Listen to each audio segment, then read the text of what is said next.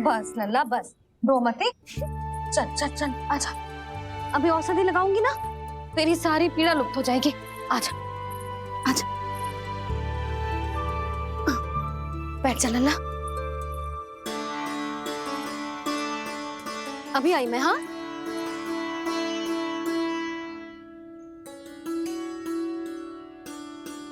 मैया। अरे तू अभी तक रो है? क्या कह रही थी सारी गोपियां? बता। के मेरा लल्ला श्री नारायण का अवतार है, दिव्य है, भगवान है। और जब भगवान इतनी छोटी सी चोट पे रोते हैं क्या? इतनी तो लगी भी ना है तुझे जितना तो तू आ ऊ कर रो है।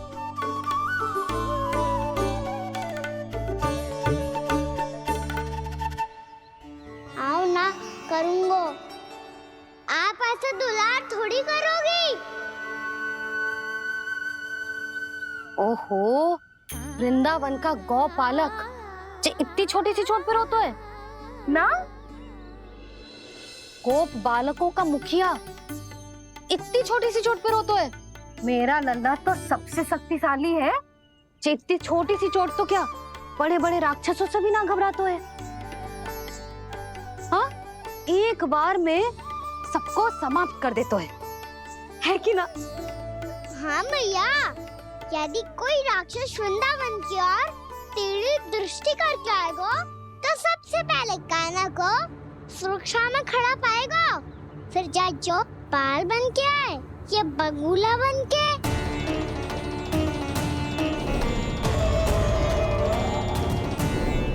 ना लल्ला, सोचो भी मती। वृंदावन की सुरक्षा करना तेरा दायित्व ना है। तुझे और कोई संकट का सामना करने की आवश्यकता ना है। अभी तो मेरी पीड़िता का हरण कर रही थी, अचानक से क्या हो गया मैया को?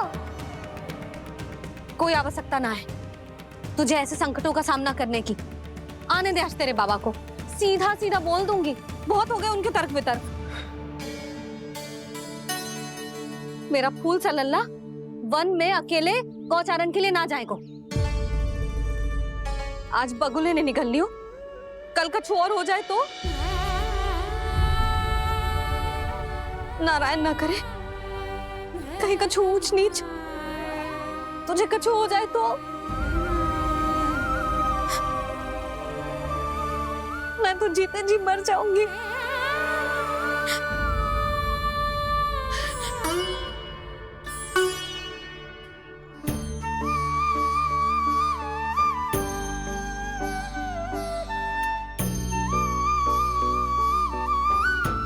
वीर लल्ला की वीर मैया इतनी सी बात तो रोती है क्या?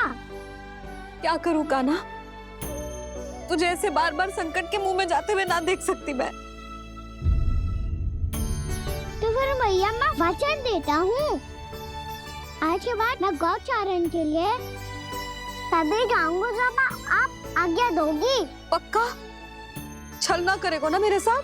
मैंने कब छल करो मैया? अच्छा ठीक है, ना करूँ छल। यदि आपसे पूछे बिना बाहर निकलो तो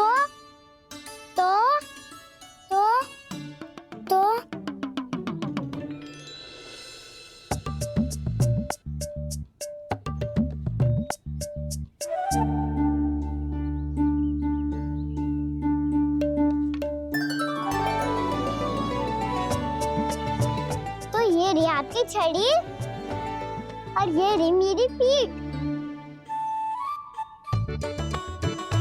चेक देना तापर तोड़। ठीक है, जब तूने अपना दंड निर्धारित कर ही लियो है तो सोच ले, अब अगर तूने मेरी बात ना मानी तो तोड़ तोड़ छड़ी पड़ेगी। समझ आई?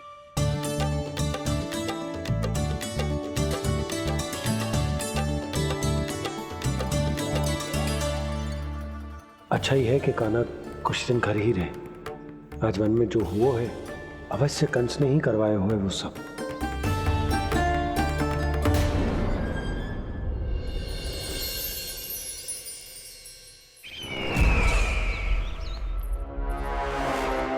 आपका ये धनुष तो सबसे अधिक शक्तिशाली था महाराज, ये कैसे टूट गया? कहीं ये बकासुर की पराजय का संकेत तो?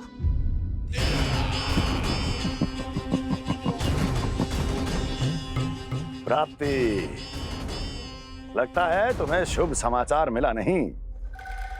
उस बकासुर ने उस विष्णु अवतार को जीवित ही निगल लिया है। अरे अब तक तो उस नन्हे से बालक को पचा भी चुका होगा वो। उसके तन में रक्त बनकर वो विष्णु अवतार और उसकी शक्तियां और रही होंगी। क्षमा कीजिए महाराज। क्षमा कीजिए। इस अशुभ से मुख से शुभ समाचार आने दो। माथे के बल को ढीला करो, चेहरे पर मुस्कान लाओ और कहो, महाराज, वृंदावन में मातम फैल चुका है। मैं ऐसा ही करता महाराज, यदि सूचना सत्य होती तो।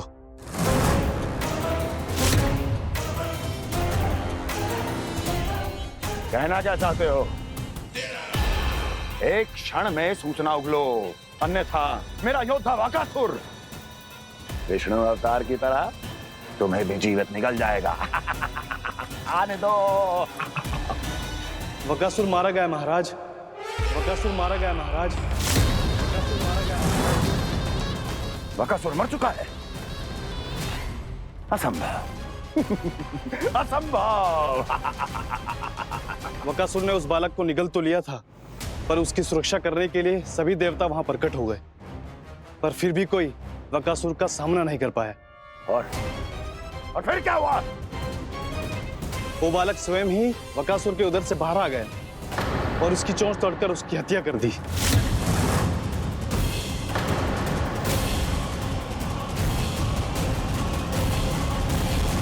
वन में बकासुर की चोंच टूट गई और यहाँ आपका ये धनुष।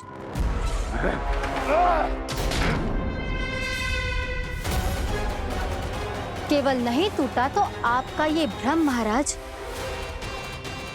क्षमा कीजिएगा महाराज, आपका भ्रम टूटना आवश्यक है।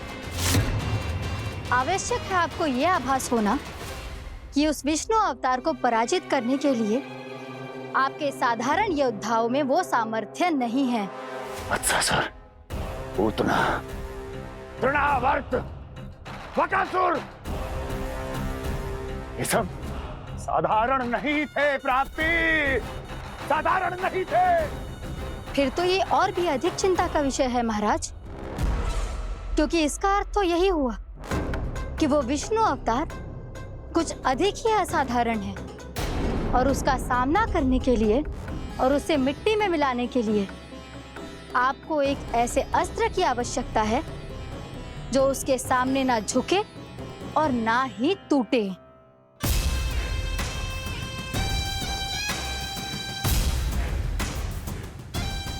तो फिर मैं ऐसा ही असतर ढूंढूंगा, चाहे आकाश पाताल एक क्यों ना करना पड़े मुझे, 10 दिशाएं 14 भुवन क्यों ना नापने पड़े मुझे, मैं उस असतर को अवश्य ढूंढ निकालूंगा जो उस विष्णु अवतार के प्राणों की डोरी इस धनुष की तरह तोड़ सके।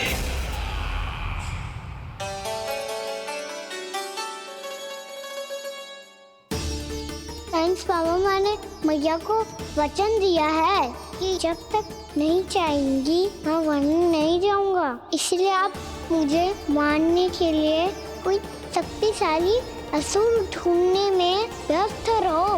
कुछ दिन तब तक मैं व्यस्त रहूंगा अपनी मैया की सेवा करने में।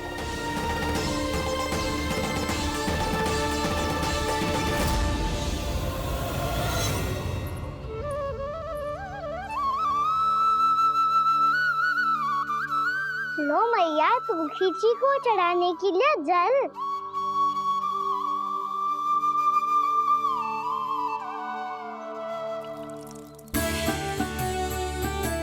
लो मैया, और आटा।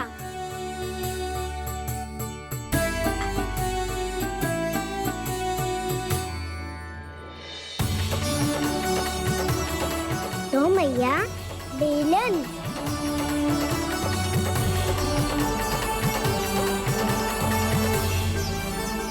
ले तनिक खा ले। ओ मैया, भूख ना लगी है। बिना भूख के खाने से क्या लाभ? और तेरा जब पेट तो कह रहा है कि उसे भोजन चाहिए। और लाभ कैसे ना है लल्ला? भोजन का लाभ है ना, तन को पोषण मिलेगो, स्वास्थ्य बनेगो, जो तेरी भुजाओं में शक्ति आ जाएगी, ताऊ के जैसी, ताऊ से भी अधिक। तेरे जे केस भी लंबे हो जाएंगे। सच्ची मैया? सच्ची। माप के देख लियो नित्य दिन। तनिक खा।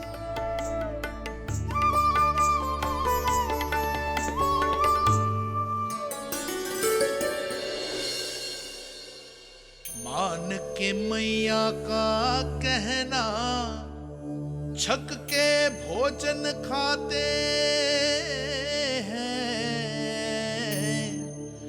नित्य मापते भुजा केश, पर ज्यों का त्यों ही पाते हैं।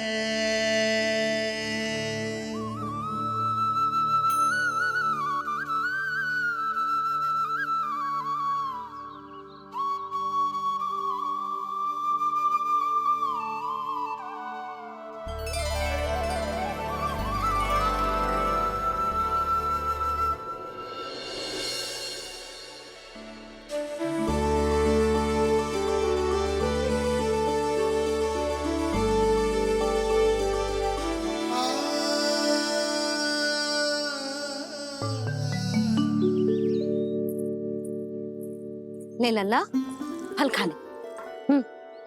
ना, मुझे ना खाने फल वल। क्यों? लंबे केस और शक्तिशाली भुजाएं ना चाहिए? व्यर्थ है ये सब। पिछले 10 दिनों से देख रहा हूँ, ना केस लंबे हुए हैं, ना भुजाएं शक्तिशाली बनी है। 10 दिन में का चुनाव होने वाला। 10 सप्ताह ऐसे खाएगो ना, तब जाके कछु बदलाव दिखेगो। समझ आई? चल अब खा ले। वैसे भी मुझे बहुत सारी तैयारियां करनी है आज। इसीलिए मैया, एकादशी के व्रत के लिए लल्ला। सुनो जी, सारी सामग्री आ गई? हाँ, तुमने जो कही थी सब ले आए हूँ।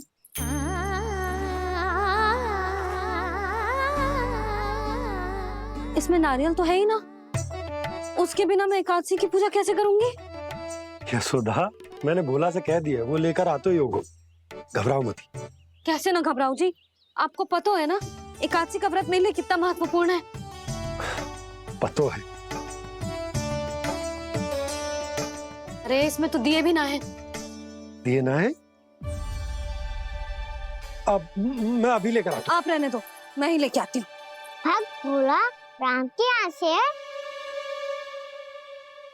भक्त भोला राम? मेरा अर्थ है कुमार भोला यहाँ के यहाँ से। हाँ हाँ, वो ही।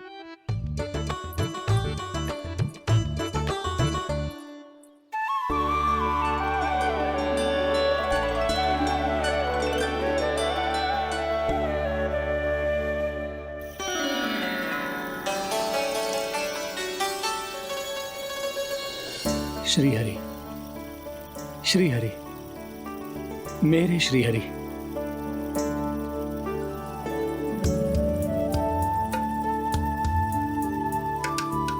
मेरे श्री हरि। भोला राम, मेरी मटकी तैयार है? मेरे श्री हरि। मेरे श्री हरि।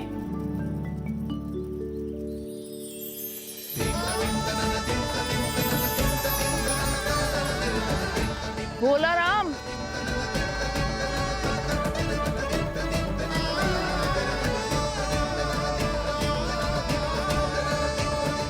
भोला काका, ओ भोला काका।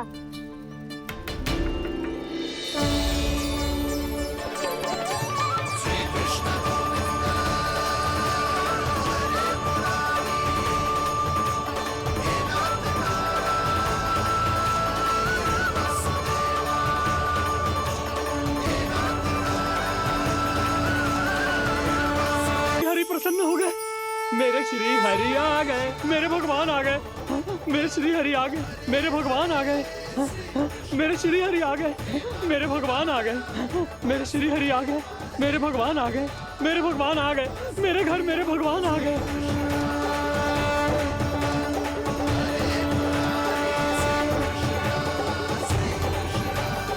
मेरे घर आ गए, मेरे श्री हरि आ गए, हाँ मेरे श्री हरि आ गए।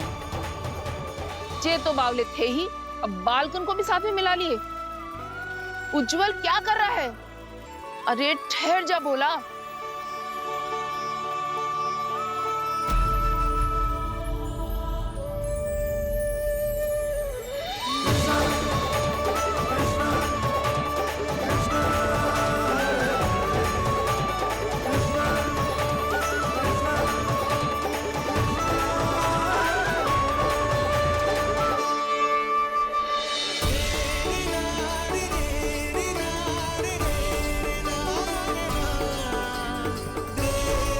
तो प्रेम से बुलाओ, आएंगे हरी भी।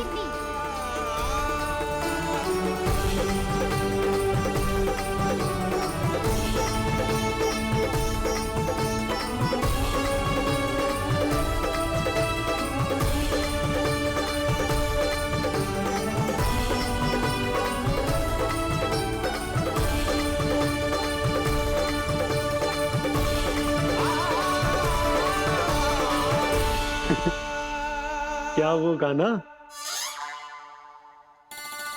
किसकी धुन में झूम रहा तू? निर्मल निशा भक्ति की धुन में।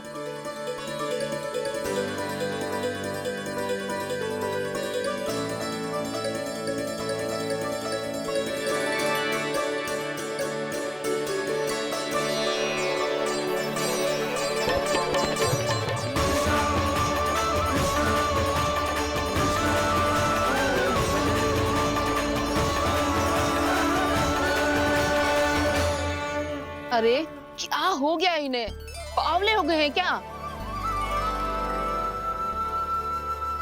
ठहरो, कोई आवश्यकता ना है ऐसे बावलों की तरह नाचने की।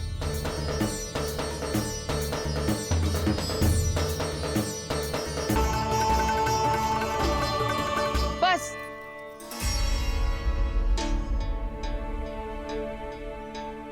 हम सब कब से खड़े हैं यहाँ और तुम्हें कुछ ध्यान ही रहा है?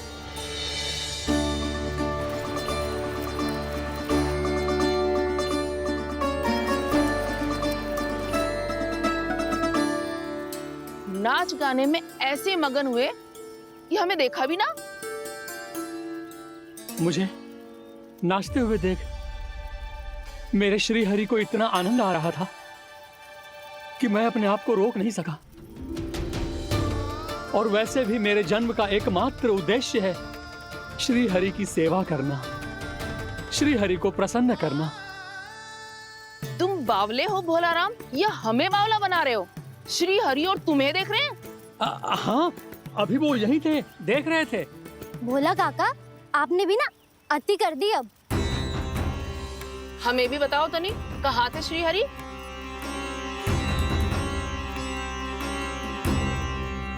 ना जाने अपना उपहास करवाने में क्या आनंद आता है इन्हें। देखो, अब तुम सच मानो या झूठ, लेकिन हमरे श्री हरि यहीं थे, इसी चाक पर अभी। हाँ, लो सुन लो इस मूर्ख की बात। श्री हरि को और कोई स्थान ना मिलो जो इसके मिट्टी के चाक पे आकर बैठेंगे। श्री हरि को और कोई स्थान ना मिलो जो इसके मिट्टी के चाक पे आकर बैठेंगे। श्री हरि को और कोई स्थान ना मिलो जो इसके मिट्टी के चाक पे आकर बैठेंगे। जैसी मैया भैंसुरी लल्ला, दोनों का कुछ पता ही ना चलतो। कब किस बात पर प्रसन्न हो जाए और किस बात पर रुष्ट। अरे मैं भला असत्य क्यों बोलूंगा? अभी अभी यही थे श्री हरि। हाँ,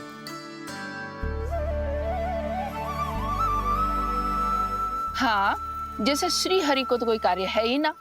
वो तो आतुर होके बैठे रहते हैं कब तुम हरि हरि बुलाओ और वो दौड़े चले आए। भगवान तो भक्तों के पास आने के लिए सदैव आतुर रहते हैं। बल्कि सत्य तो यह है कि भक्तों के मन में ही निवास करते हैं भगवान। अभी अभी यही थे श्री हरि। हाँ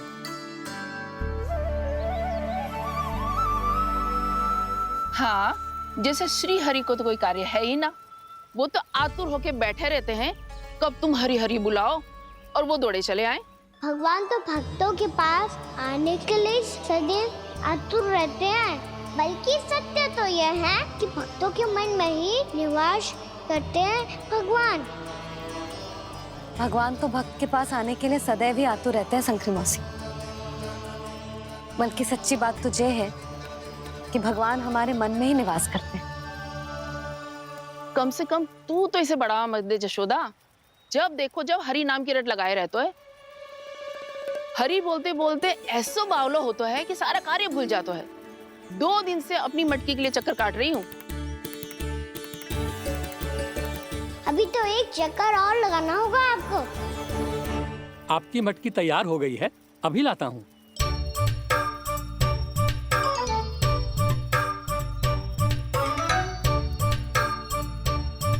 लो जी मटकी।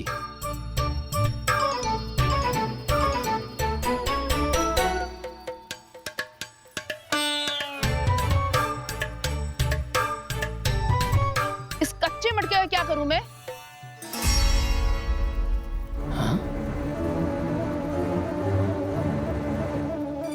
पर इसे तो मैंने भट्टी में पकाया था। अब तू ही देख ले कितना ध्यान रहता है इस कार्य पे। और कह तो है कि श्री हरि आते हैं इससे मिलने। हाँ आते हैं और आगे भी आएंगे हमारे श्री हरि हमसे मिलने। और आके मोक्ष देंगे, है ना? मांगूंगा तो मोक्ष भी दे देंगे, मांगूंगा तो मोक्ष भी दे देंगे, मांगूंगा तो मोक्ष भी दे देंगे। अभी तो ये बता कि तू मुझे मेरी मटकी कब देगो? और मेरी मांग कब पूरी करोगी भोला राम जी? मेरो घड़ा मेरे दिए तो तैयार है ना, कल एकादशी की पूजा और व्रत के लिए। एकादशी का व्रत? हाँ, एकादशी का व्रत। इसे करने से श्री हरि बहुत प्रसन्न होते हैं। अच्छा, फिर तो अभी लाया।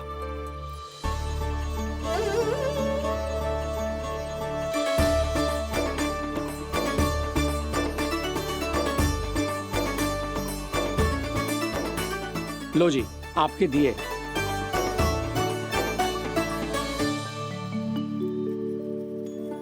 और जो हमने मांगा है वो?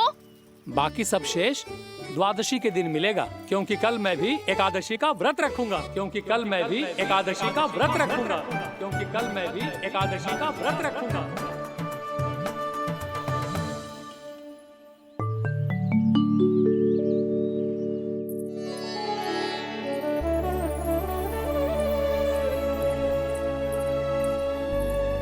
जानकी, फूलों का प्रबंध हुआ कि ना? हाँ भाभी, जे रहे। सदैव विलंब कराती है। पर भाभी इस बार तो फूल समय से ही लाई थी। क्या हुआ जशोदा? अभी तो पूजा की तैयारी ना हुई? देखो ना मौसी, ये जानकी ना कुछ छूट ही जाता है इसके कारण। एकादशी की पूजा और व्रत आते ही जसोदा भाभी इतनी वग्र हो जाती है। ऐसो क्या हो गो इस पूजा में?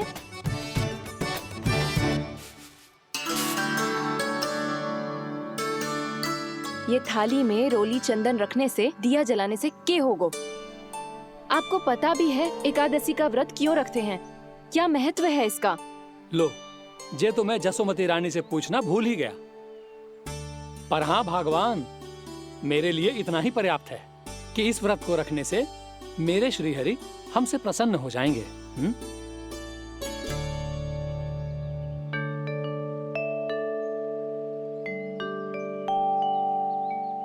नारायण ही जाने ऐसे कैसे पूजा करते हैं जे श्री हरि की एक मूर्ति तक ना है इनके पास।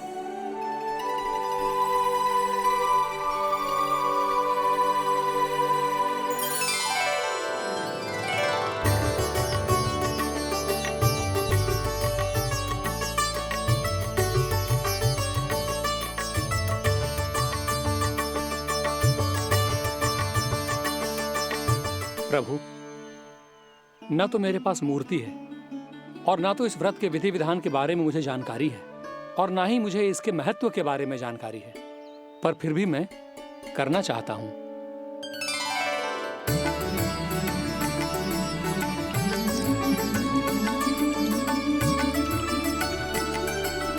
इसीलिए मैं दृढ़ संकल्प लेता हूं,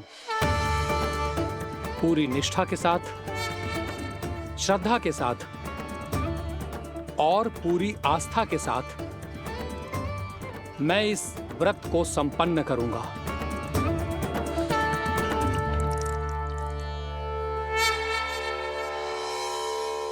हम संकल्प लेते हैं कि एकादशी के व्रत को पूरी निष्ठा के साथ संपन्न करेंगे।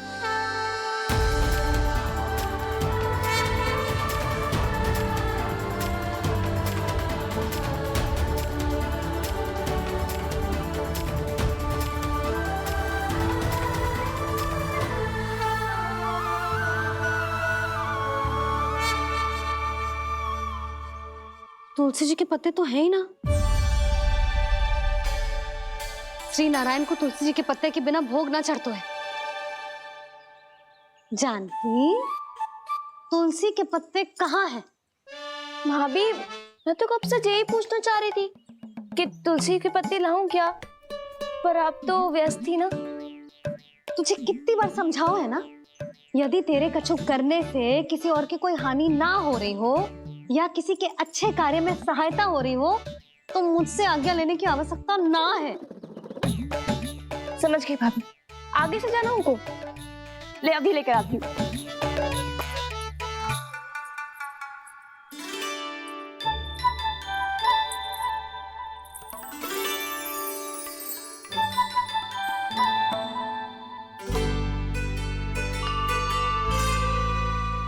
ताऊ, आपने पहले ये व्रत करो है? आपको इसका महत्व पता है? भाभी चल। जानकी, तुमने ये व्रत करो है? फिर तुमको इसका महत्व पता है? सुमति जी, आपको पता है इसका महत्व? कान्हा, क्यों तंग कर रहा है सबको?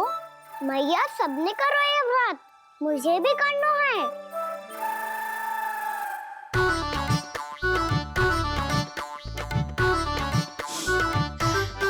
ये व्रत केवल बड़ों के लिए होती है लल्ला। जब आप ये व्रत कर सकती हो, बाबा कर सकते हैं, ये सारी गोपियां कर सकते हैं, वो भी कर सकते हैं, तो मैं क्यों ना कर सकता? क्योंकि तू कल तक भूखा ना रह पाएगो लल्ला। जब भक्त रह सकते हैं, फिर मैं क्यों नहीं रह सकता? मेरा अर्थ है कि नारायण के भक्त मैया। मैया मान जाओ ना, मुझे करने दो ना ये व्रत। अपनी लल्ला पे आप विश्वास ना है आपको? विश्वास है। अच्छा ठीक है, तू भी कर ले।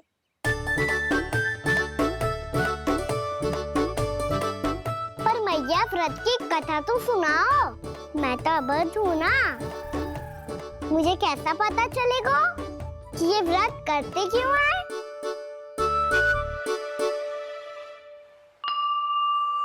प्रभु, मुझ अबोध को कैसे पता चलेगा कि इस व्रत का क्या विधि विधान होता है और क्यों रखा जाता है और इसका महत्व क्या होता है? मुझे तो आप ही बता सकते हैं प्रभु। जब व्रत कर रहे हैं तब उसका महत्व भी पता होना चाहिए ना। बताओ ना मैया, क्यों रखते एकादशी का व्रत? इसके लिए तो तुझे एकादशी की कथा सुननी होगी। सुनेगो ना?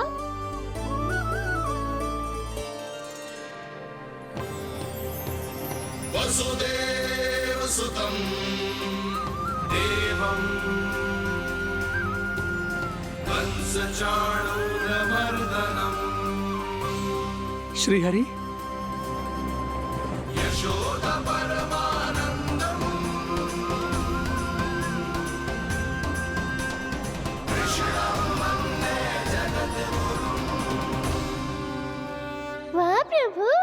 अपने भक्तों को एकादशी व्रत का महत्व समझाने का अच्छा उपाय खोज निकाला है आपने।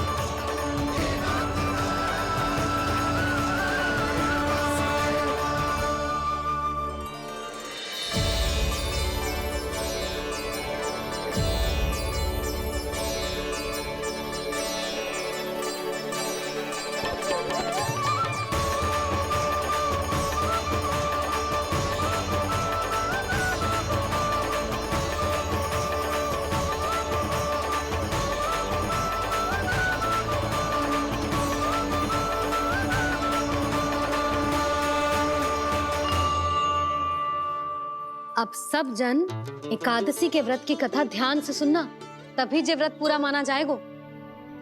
समझो लल्ला।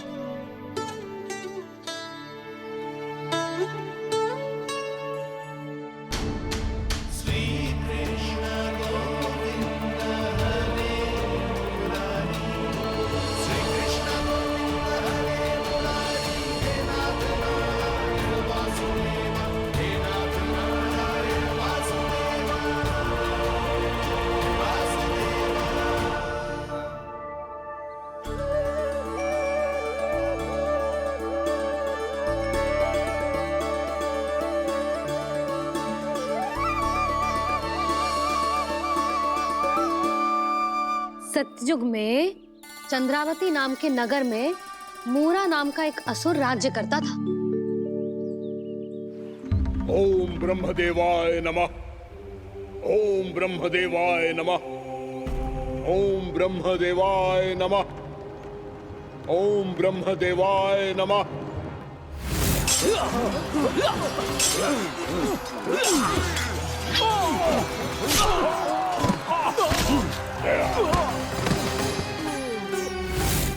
ओम ब्रह्मदेवाय नमः।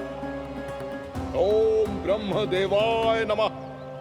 जब उसने देवताओं के हाथों असुरों की पराजय देखी, तब वो वरदान पाने के उद्देश्य से ब्रह्मा जी की तपस्या करने चला गया।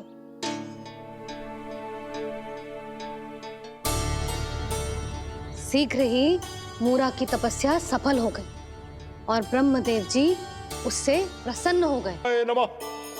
ओम ब्रह्मदेवाय नमः। ओम ब्रह्मदेवाय नमः। ओम ब्रह्मदेवाय नमः। ओम ब्रह्मदेवाय नमः। ओम ब्रह्मदेवाय नमः। ओम ब्रह्मदेवाय नमः। ओम ब्रह्मदेवाय नमः। ओम ब्रह्मदेवाय नमः। मूरा,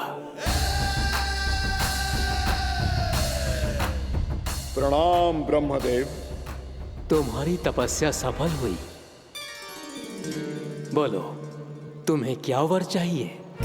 सृष्टि के रचयिता ब्रह्मदेव, कृपया मुझे ऐसा वरदान दीजिए जिसकी सहायता से मैं त्रिलोकी विजयी बन जाऊं और कोई देवता मुझे पराजित ना कर सके। यहाँ तक कि देवताओं के रक्षक, सृष्टि के संचालक भगवान श्री विष्णु के लिए भी मैं अपराजय रहूं। तथास्तु, तथास्तु, तथास्तु। प्रणाम ब्रह्मदेव।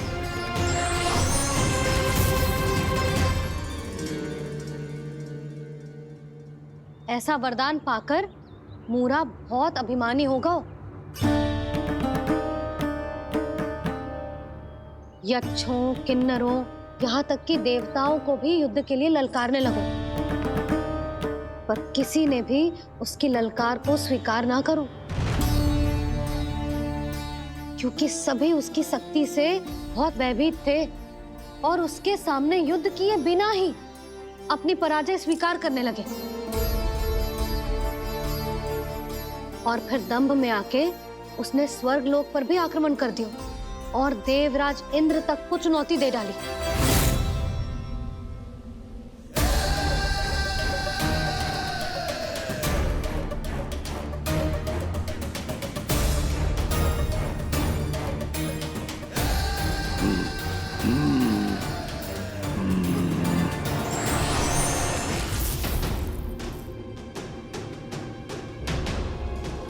मैं प्रतीक्षा कर रहा हूं देवराज।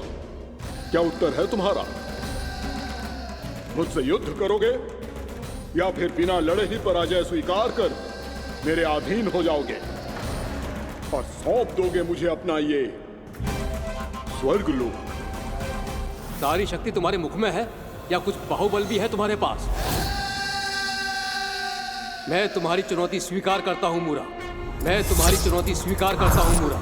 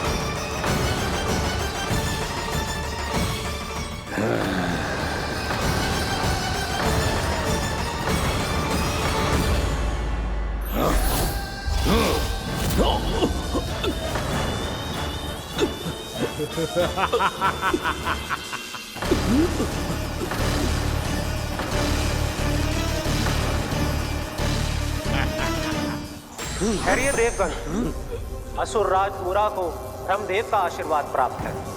आप में से कोई भी इन्हें पराजित नहीं कर पाएगा।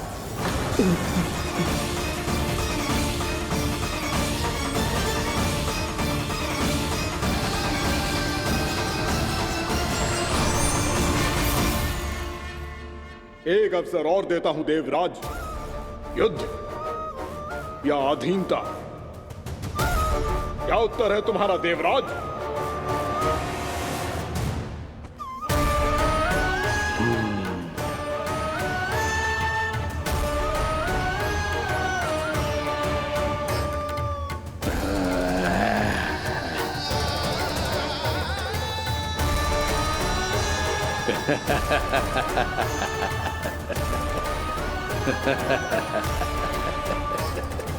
इंद्र और सभी देवताओं ने मूरा के आतंक में आके उससे भयभीत होके अपना सिंहासन छोड़ दियो। अब मूरा स्वर्ग का अधिपति बन गयो और शीघ्र ही उसने अन्य सभी असुरों को स्वर्ग में निवास करने के लिए आमंत्रित कर दियो। और इस प्रकार से वो धीरे धीरे तीनों लोकों का सम्राट बन गयो। उसे किसी ने रोका नहीं मैया? ना लल्ला, इतना साहस किसी में था ही ना। और फिर ये निश्चित करने के लिए कि भविष्य में किसी और असुर की मृत्यु ना हो, वो यमराज पे भी विजय प्राप्त करने के लिए यमलोक की ओर प्रस्थान कर दियो। वो तो अपने आप को और सभी असुरों को अमर बनाना चाहता था। पर देवता और यमराज भी उसकी ये योजना समझ गए थे।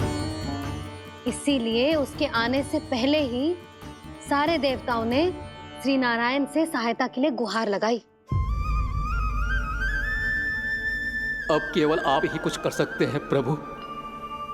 अभी तो मूरा केवल त्रिलोक का स्वामी है, और यदि उसने यमलोक भी जीत लिया तो वो जीवन को ही नियंत्रित नहीं करेगा प्रभु, वो मृत्यु का भी स्वामी हो जाएगा।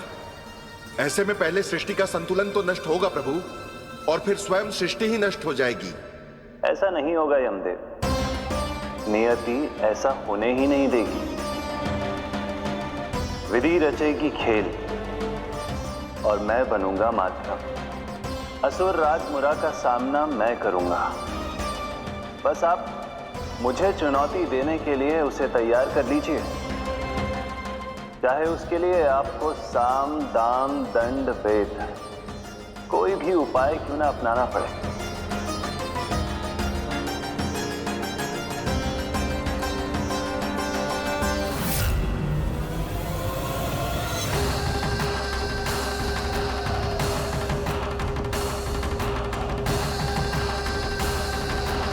आप तो मेरी प्रतीक्षा में पहले से ही खड़े हैं यमदेव। तब तो आपने मेरी चुनौती के बारे में भी सुना ही होगा। कहिए, क्या उत्तर है आपका? मेरा स्वागत करके अपना राज्य त्यागेंगे या मेरा सामना करके अपने प्राण? असुर राज मूरा का सामना मैं करूंगा। बस आप मुझे चुनौती देने के लिए उसे तैयार कर लीजिए, चाहे उसके लिए आपको साम दाम दंड भेद कोई भी उपाय क्यों ना अपनाना पड़े।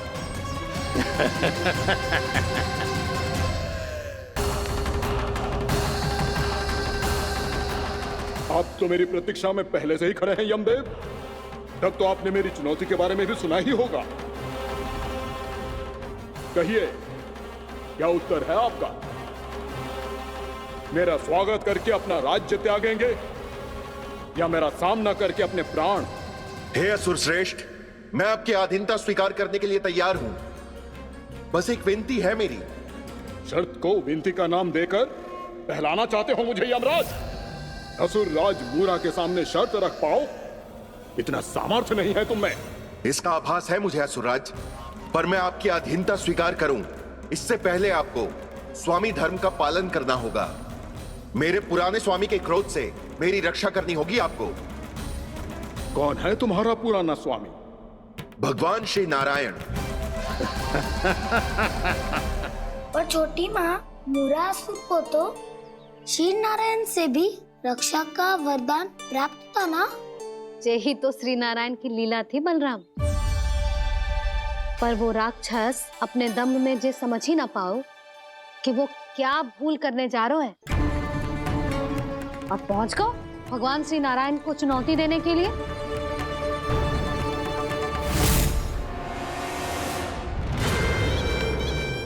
वहीं ठहर जाओ असुर राज मूरा।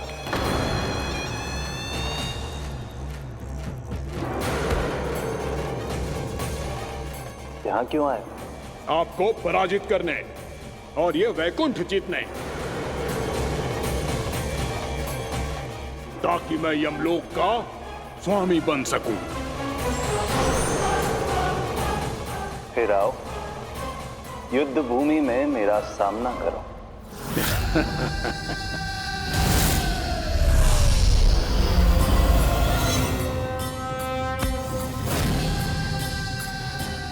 ये नहीं जानते कि इनसे ना हारने का वरदान तो मैं पहले ही प्राप्त कर चुका हूं। इसलिए युद्ध ठीक से आरंभ हो पाए उससे पहले ही इन्हें जीत लूंगा मैं।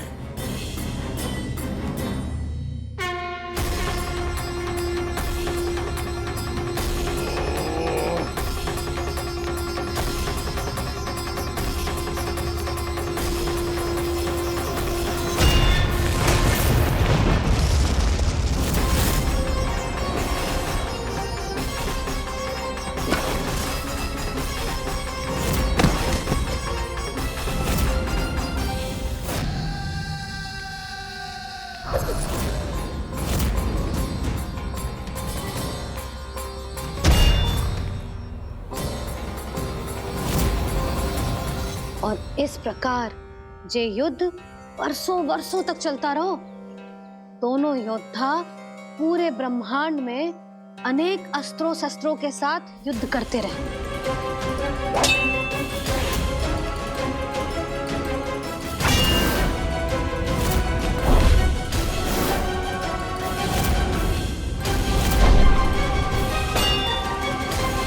फिर क्या हुआ मैया?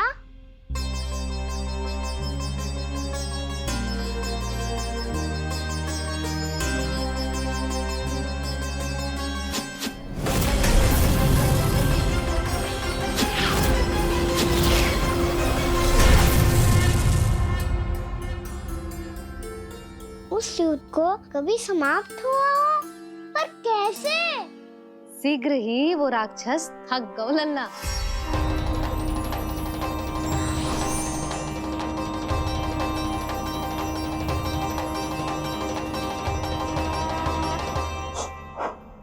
खड़े खड़े देख क्या रहे हैं नारायण? आक्रमण कीजिए, वध कर दीजिए मेरा।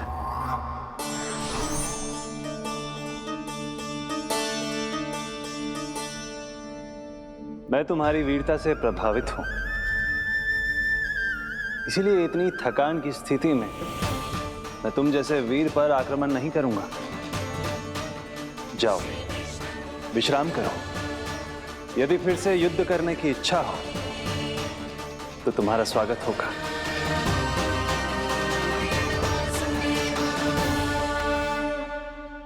जे कह के श्री नारायण बद्रिका आश्रम चले गए और वहां हिम्मत नाम की एक कंदरा में ध्यान लगा के बैठ गए। उधर वो राक्षस विश्राम करने लगो। अनेकों दिन बीत गए और अब वो राक्षस मूरा फिर से स्वस्थ होके बलवान हो गया था। उसने अपनी सारी शक्ति फिर से प्राप्त कर ली थी।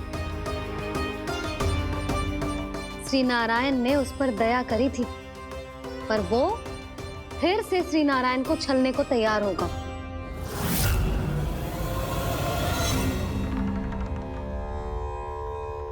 ध्यान में बैठे बैठे श्री नारायण योग निद्रा में चले गए,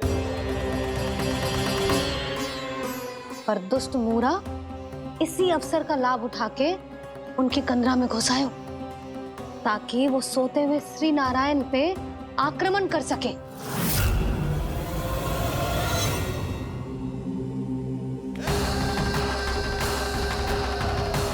आज इस लंबे युद्ध को जीतकर अपने इस अंतिम शत्रु का भी अंत कर दूंगा मैं।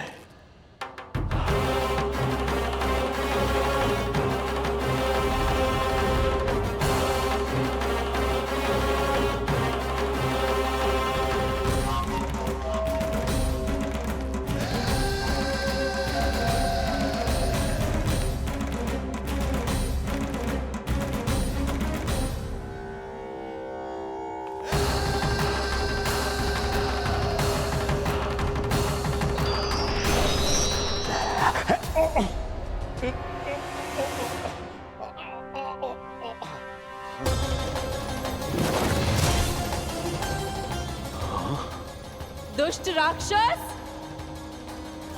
प्रभु ने तुझ पर दया की, तुझे संभलने का अवसर दिया। तू इन्हीं पर ही छल से वार करने चला है।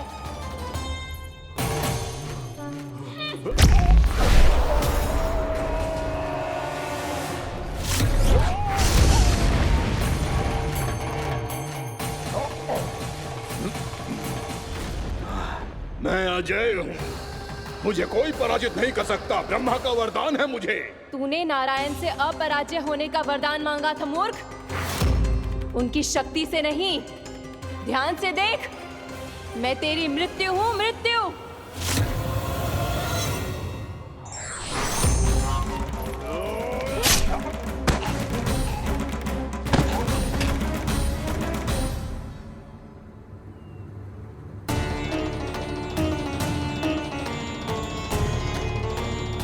वो देवी कौन थी छोटी माँ? और कौन बलराम, वो ही तो थी देवी एकादशी।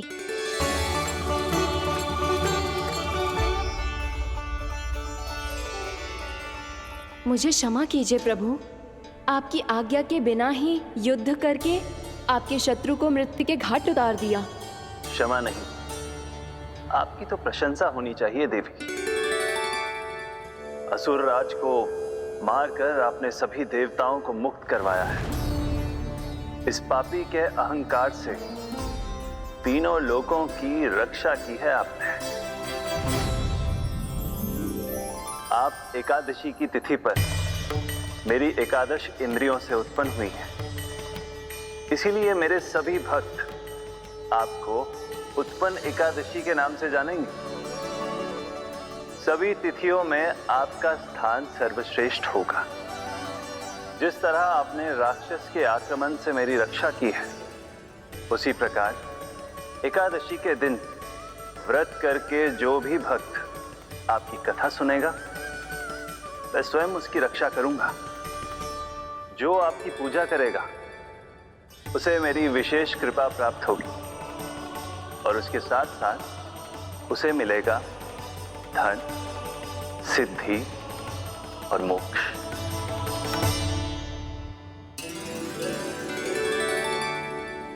इसीलिए आज के दिन व्रत रखने का बहुत अधिक महत्व होता है। बोलो एकादशी मैया की जय। बोलो श्री नारायण भगवान की जय।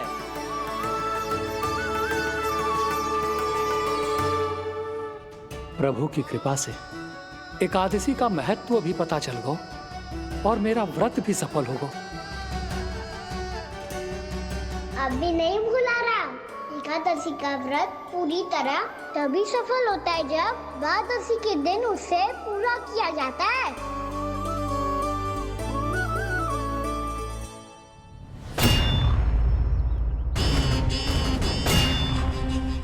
आवश्यक है आपको यह आभास होना कि उस विष्णु अवतार को पराजित करने के लिए आपके साधारण योद्धाओं में वो सामर्थ्य नहीं है। वो विष्णु अवतार कुछ अधिक ही असाधारण है।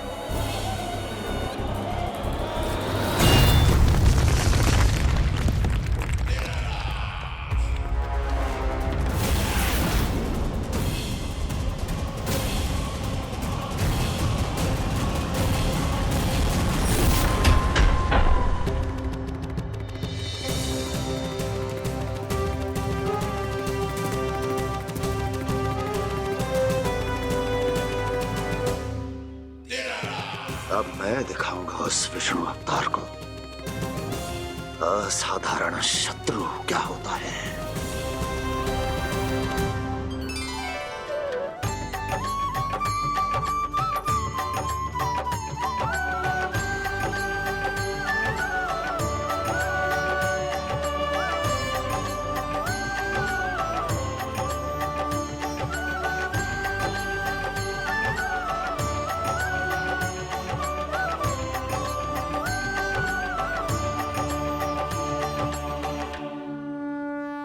मामा अधीर हो रहे हैं, पर मैया ने मुझे अभी तक बाहर जाने की आज्ञा नहीं दी है। अभी उन्हें किसी और राक्षस को यहाँ भेजने से रोकने के लिए मुझे कुछ करना होगा।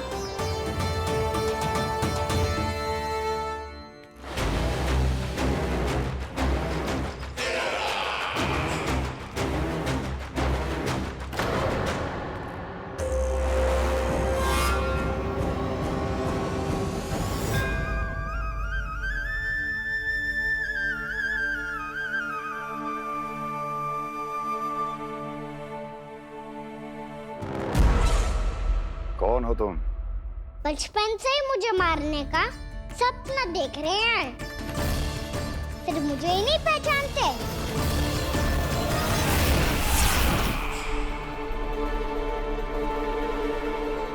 बचपन से विष्णु अवतार। कोई गाना बुलाता है तो कोई मुरलीधर पुकारता है, कोई माखन चोर कहता है, कोई कहता है चिच्चोर। पर विष्णु अवतार इस नाम से तो बस आप ही मुझे बुलाते हो मामा जी। इतना साहस, ये तो यहाँ आ गया।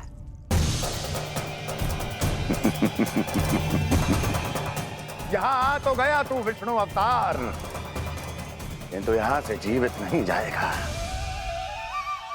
तेरे इस शीश को तेरे धड़ से अलग कर दूंगा मैं।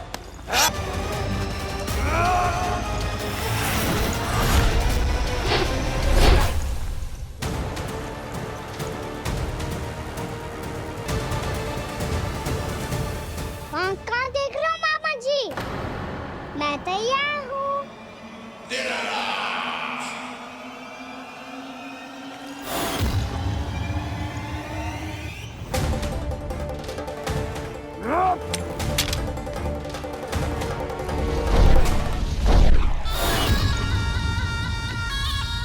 मामा जी, आप सदैव इसी तरह क्रोध में रहते हो क्या?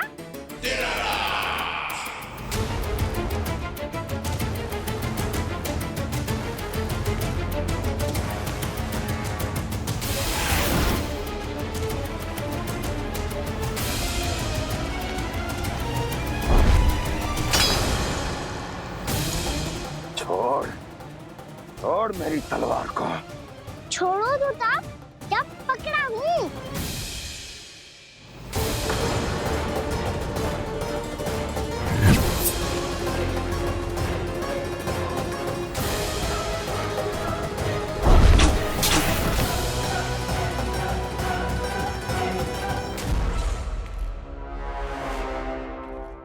मामा जी,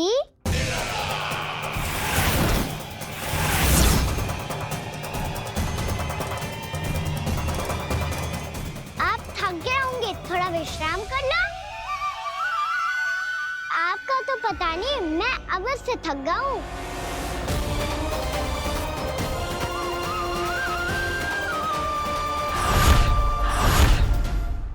मेरे सिंहासन पर बैठने का तो साहस। अभी तो बस अभ्यास कर रहा था मामा जी। भविष्य में मुझे तो बैठना है यहाँ। आपने बल प्रयोग करके से अपने पिताजी से छीना था, मैं आपसे छीन लूंगा। जो छल और बल से लिया जाए वो अधिक समय तक टिकता नहीं है मामा जी।